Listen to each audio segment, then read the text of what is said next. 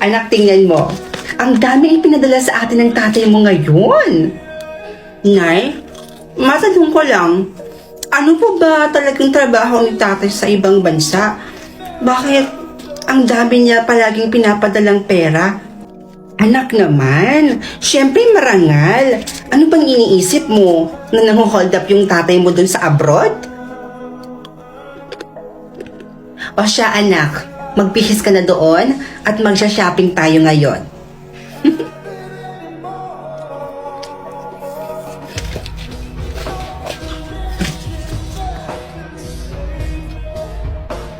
Nay, nagpadala na naman ba sa inyo si tatay? Di ba kakapadala lang niya nung isang araw? O bakit anak? Ayaw mo ba ng ganon? Na marami tayong pera? O ito na ha. Ayan, baon mo yan. O yan ako, ubusin mo yung pera mo na yan ha. Kung gusto mo, mag-shopping ka ngayon din. Oo, para mas mabilis maubos yung pera mo. Tapos kapag naubos na, humingi ka sa akin ulit, ha? Ano kaya kayo ng mga kaibigan mo? Puntahan nyo kung ano yung gusto nyong puntahan, mag-travel kayo, ganun-ganon. Gumastos ka lang anak, humingi ka lang sa akin kapag naubos na yung pera mo. Huwag na po, Nay. Itatabi ko na lang ito. Sayang din pang dagdag ng ipon ko. Bala ko kasi sanang bumili ng sasakyan.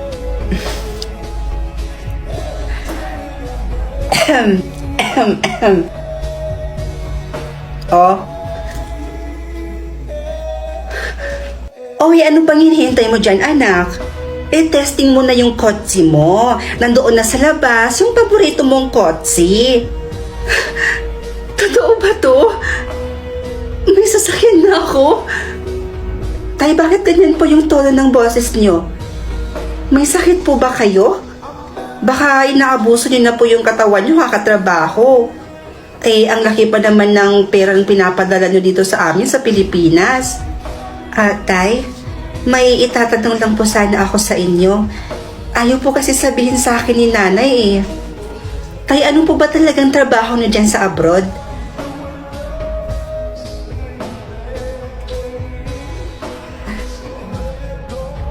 Sige po, Tay. I love you too.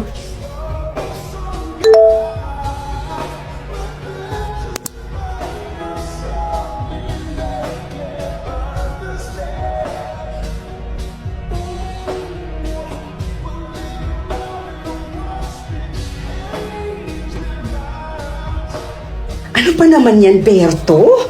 Magpagaling ka na niyan. Paano naman tayo niyan kapag umuwi ka? Diyan ka na lang? Ano ka ba naman? Magpagaling ka dyan, tapos magtrabaho ka na ulit. Tapos yung pipiliin mo makatrabaho mo, yung walang sakit. Nay, ay, anak, si tatay ba to? Si tatay ba yan? Sabihin niyo sa akin ng totoo, Nay. Ano po ba talagang trabaho ni tatay sa abroad? Bakit ang bilis natin yumaman? Oo na, eto na. Eto na, sasabihin ko na. Ang trabaho kasi ng tatay mo sa Malaysia, anak, isa siyang keyboard actor sa Malaysia. Ano? Nakikipagtalik ang tatay mo sa mga kapwa ng lalaki, anak, para kumita ng malaking pera. Pero ang kapalit naman nito, kailangan daw videohan. All this time, alam nyo yung trabaho ni tatay sa abroad, pero hindi nyo siya pinigilan? Pero anak, alam mo namang kahit isang tuka lang tayo noon. Pero kita mo ngayon, ang dami na nating pera, ang ganda ng bago nating bahay, at ang laki-laki. Tapos nabibili na natin lahat ng gusto natin. 'Di ba? Dahil lang yun sa trabaho ng tatay mo, anak. Wala akong pakialam, Nay. Kahit maubos pa lahat ng naipundar natin, makauwi lang si tatay dito ng buhay. Uuwi dito si tatay at dito siya magpapagaling ng sakit niya. Wala akong pakialam kung maghirap man tayo ulit. At kapag hindi mo pinauwi si tatay, tandaan mo to, Nay. Kalimutan mo nang may anak ka pa.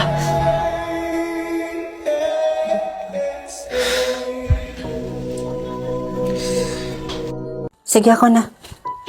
Hi, Faith! Welcome home. Love, salamat sa pagpapatuloy sa kapatid ko, No worries, ano ka ba? Hanggat wala pa siyang trabaho dito sa Maynila, sagot ko muna siya. Salamat, ate. And kuya. At sa wakas, makakapag-propose na ako sa kuya mo. Ikaw? Magpo-propose ka kay kuya? Oo. Wala namang masama kung babae yung magpo-propose, di ba? Kakaisang taon nyo pa lang Matutulungan mo ba ako mamaya? Isa-surprise natin yung kuya mo. Ate, sigurado talaga ako na dito ko lang talaga yun nilagay. Sayang naman kung mawawala yung singsing na yun. Isang buong sahod ko rin kasi yung halaga nun Sige, hayaan mo na. Siguro sa'yo na yun na hindi na muna ako magpo-propose.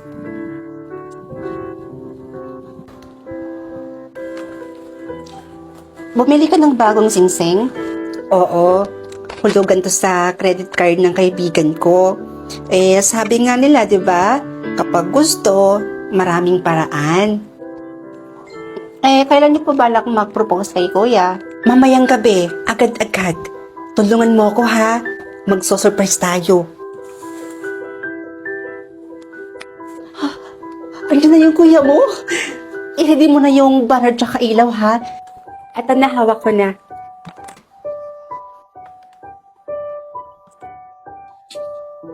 Ayun na. In 1, 2, 3, go. Will you marry me? Fred? Love! Tumawag ka ng ambulansya, bilisan mo! Dalhin natin siya sa hospital! Fred! Fred, gumising ka! Ayan na yata siya. Will you marry me? Ate, pasensya na pero wala si kuya Nagpabili kasi ako sa kanya ng cellphone. Kailangan ko kasi ng bagong cellphone ngayon para sa ina-applyan kong trabaho. Sorry. Hindi, okay lang. Okay lang. O siya, sige ate, maliliko muna ako. Sige.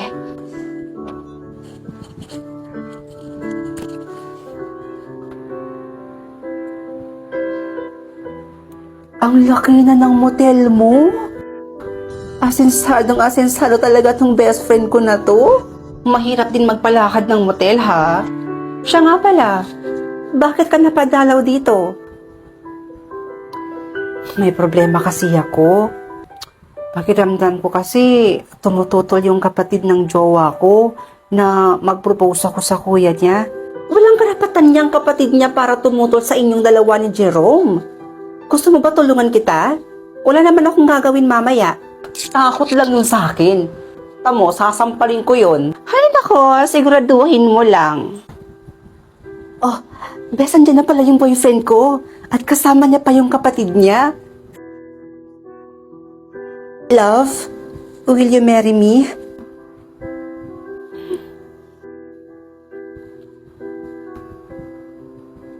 Teka, yan yung sinasabi mo na jowa mo at yung kapatid niya? Oo. Bakit?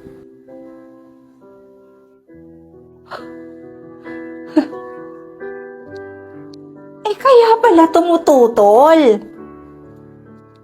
Bes, anong ibig mong sabihin?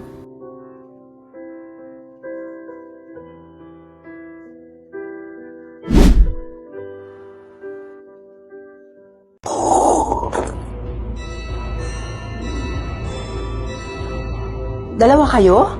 Meron po ako nunal sa mukha. Isa sa mga palatandaan. Ako din meron.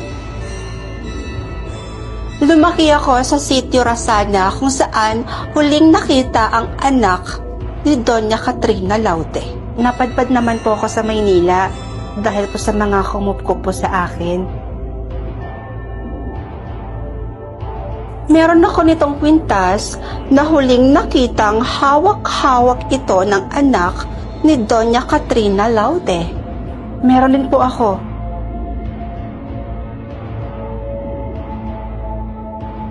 Kulay brown ang buhok ko, gaya ng buhok ni Doña Katrina Laude.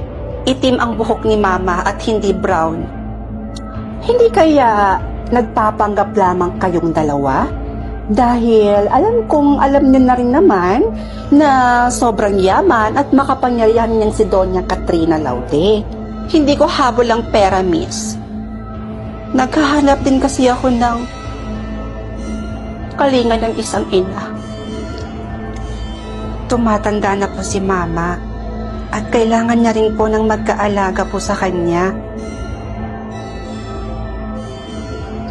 Pupunta ko ngayon doon sa loob at kakausapin ko si Doña Katrina Laude at aalamin ko na rin kung ano ang kanyang suhestyon. Dito lamang kayo at babalikan ko kayo mamaya.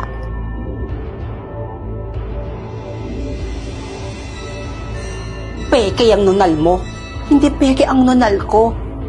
Baka yung sayo ang peke. Siguro, grabe na yung pangangailangan ng pamilya mo na umabot ka sa pagpapanggap bilang ako. Marami kaming kumpanya sa Maynila. Hindi ko habol ang pera. Eh, yun naman pala. So, hayaan mo na sa akin to. Ipaubaya mo na to sa akin. Ano? Hoy, kayong mga bigkaon bahog-bila, tama na yung pagtatalo nyo. Hoy na kayo at pinapapasok na kayo ni Madam.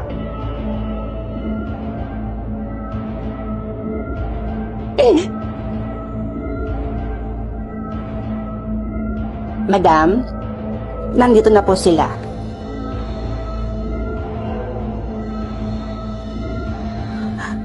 Mama, kay tagal ko pong hinintay na makita kayo. Mami? Mami, finally nakita ko na kayo. Ladies, magsiuwi na kayo.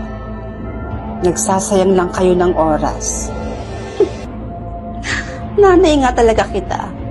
Magkaugali tayo eh. Mami? Mami, kaya kong patunayan sa kahit na anong paraan na ako ang anak mo. Donna, pauwiin mo na sila. Aalis lamang ako kung sakaling pumayag po kayong magpa-DNA test po tayo. Handa rin po akong sumailalim ng DNA test para mapatunayan ko po ang sarili ko.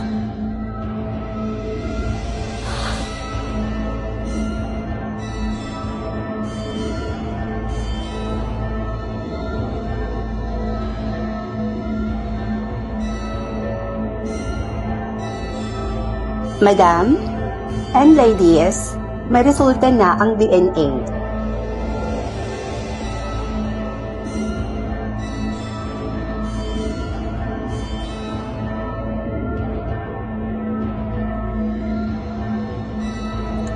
So ang tunay na anak ni Doña Katrina Laude sa inyong dalawa ay si